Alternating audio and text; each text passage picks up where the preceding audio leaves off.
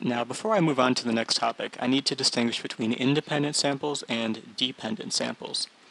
Now, so far I've talked about one-sample methods and two-sample methods. One-sample methods would be things like a one-sample z-test, or a one-sample z-test for proportions, or a one-sample t-test.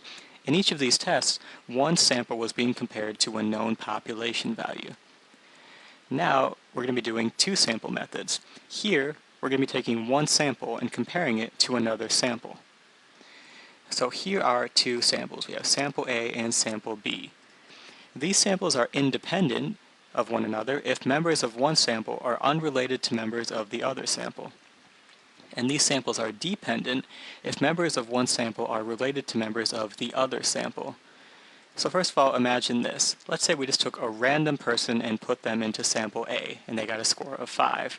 And then we took a random person and put them into sample B, and they got a sample of 9.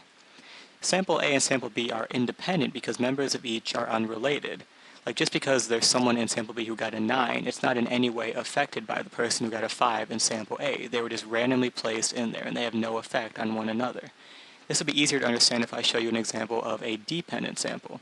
So imagine now sample A is husbands and sample B is wives.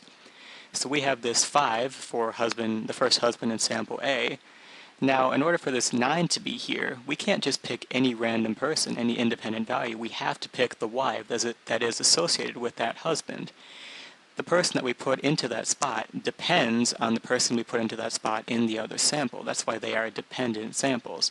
Sample A and sample B are dependent because the members of each are related. Or imagine if it was before and after. If we put a 5 here, the 9 here has to come from the same person that the 5 came from because it's before and after. It can't be just any value. It depends on the value that was in the other sample. So sample A and sample B are dependent, again, because the members of each are related. Those would be two examples of dependent samples. So those are independent and dependent samples.